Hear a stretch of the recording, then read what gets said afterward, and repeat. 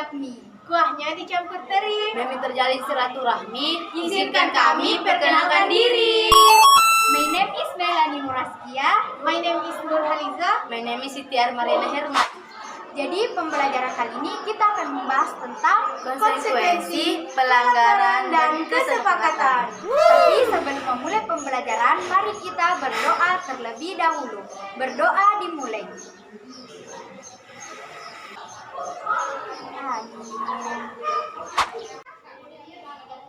Jadi pada konsekuensi pelanggaran kesepakatan, kesepakatan merupakan hasil keputusan bersama sehingga harus ditaati oleh semua pihak. Seorang yang melanggar kesepakatan tentu akan mendapat konsekuensinya. Nah, konsekuensi merupakan tanggung jawab yang harus dilaksanakan akibat perilaku atau perbuatan yang dilakukan. Jadi, pernahkah Anda melakukan kesepakatan di sekolah?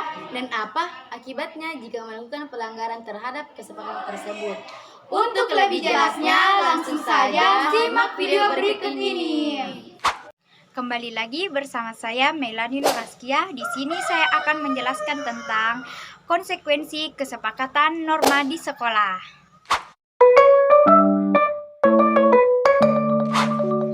Pada materi pertama, kita akan membahas tentang konsekuensi kesepakatan norma di sekolah.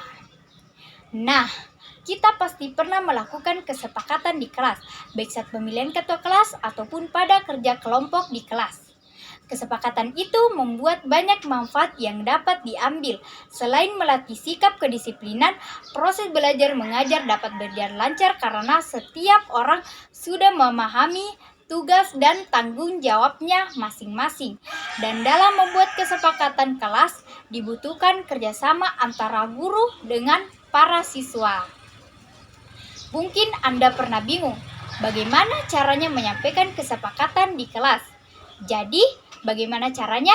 Begini caranya. Yang pertama, ganti kata aturan dengan kesepakatan. Jika kata aturan terkesan searah, dalam kesepakatan terjadi hubungan timbal balik dalam prosesnya.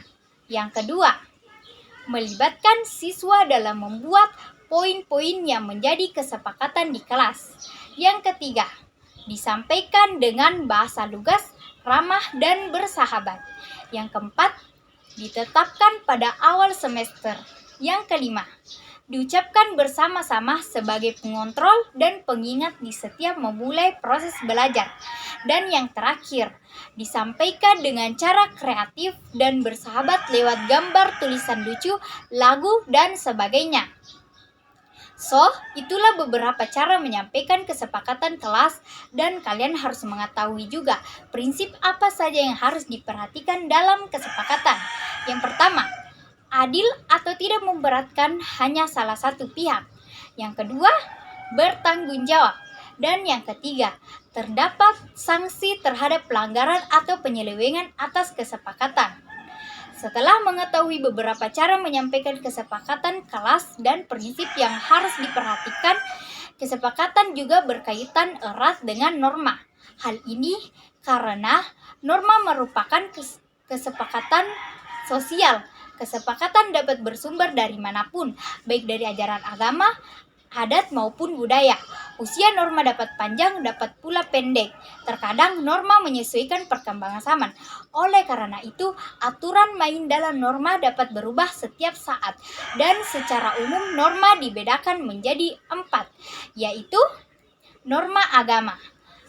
Norma agama merupakan peraturan hidup yang berupa perintah-perintah dan larangan-larangan serta petunjuk atau anjuran-anjuran yang berasal dari Tuhan sebagai petunjuk hidup manusia tentang kebenaran.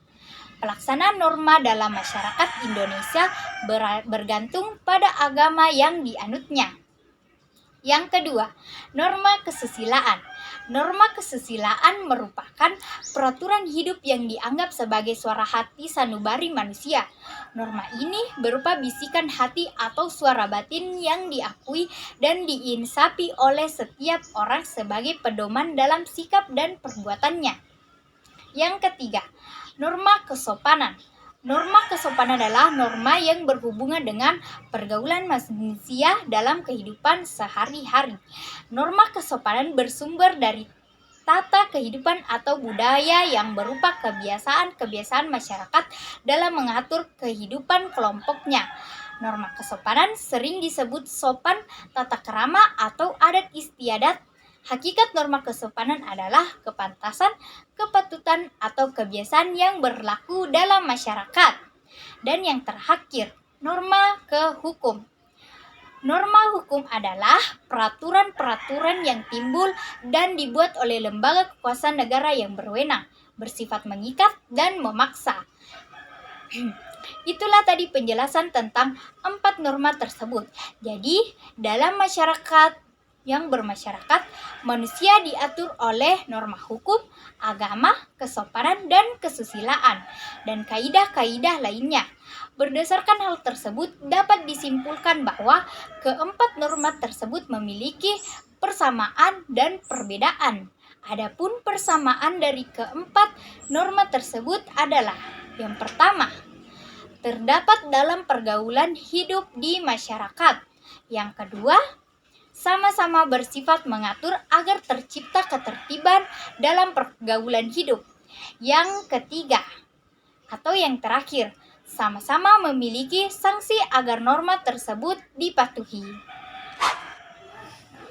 Bersama saya Nurhadisa sebagai pemateri kedua. Di sini saya akan membahas tentang perbedaan kesepakatan dengan norma. Apakah kalian tahu apa sih itu norma? Norma adalah sebuah kesepakatan yang dibangun oleh masyarakat. Norma dibuat sebagai aturan bersama, sebagai cara hidup bersama, dan sekaligus menjadi pemandu untuk mencapai tujuan bersama. Kesepakatan dibuat melalui beberapa cara, melewati beberapa pertemuan dan diskusi yang mendalam, dan melibatkan banyak orang untuk segala kepentingannya. Sebagai sebuah kesepakatan, norma dibuat untuk menjalankan, bukan untuk dilanggar. Siapapun anggota masyarakat yang mencakup dalam wilayah geografis ataupun non-geografis harus melaksanakan kesepakatan yang dirumuskan dalam bentuk norma, baik tertulis maupun non-tertulis. Masyarakat juga menjadi terpecah belah, berkotak-kotak antara pro dan kontra.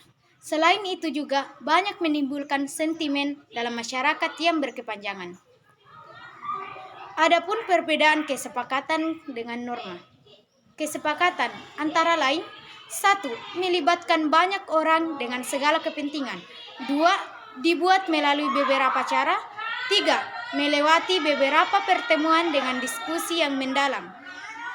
Sedangkan norma, 1.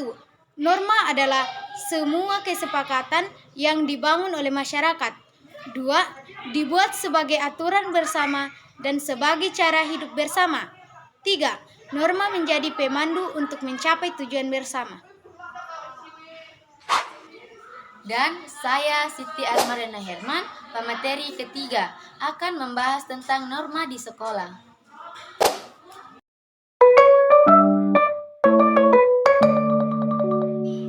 Sekolah adalah lembaga pendidikan yang berfungsi untuk mendidik siswa secara aktif dan mencapai tujuan pendidikan nasional. Di sekolah, siswa tidak hanya diajarkan materi pelajaran, tetapi juga akhlak, budi pekerti, dan etikanya. Hal tersebut bertujuan agar siswa mampu mengikuti norma dan peraturan yang berlaku di masyarakat dan menjadi orang yang mampu berkarakter, budi pekerti, yang luhur. Berikut contoh perilaku positif yang menunjukkan taat pada kesepakatan yang diatur dalam norma di lingkungan sekolah. Pertama, datang ke sekolah tepat waktu. Kedua, memperhatikan guru saat menerangkan pelajaran. Ketiga, berkata sopan kepada seluruh warga sekolah. 4. Tidak membuang sampah sembarangan tempat.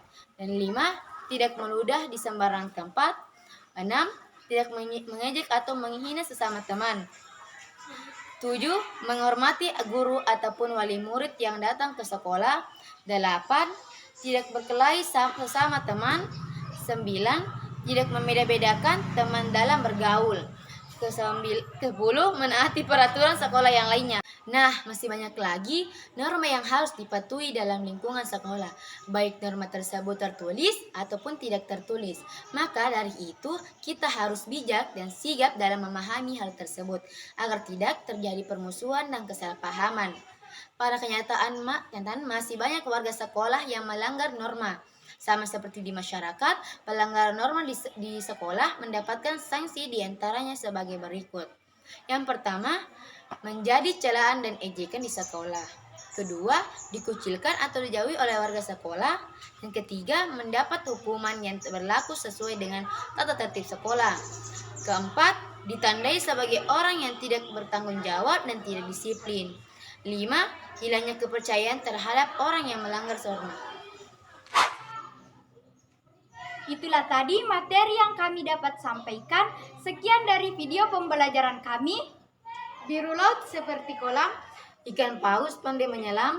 Dari lubuk hati yang paling dalam, Kami tutup video ini dengan salam. Assalamualaikum warahmatullahi wabarakatuh.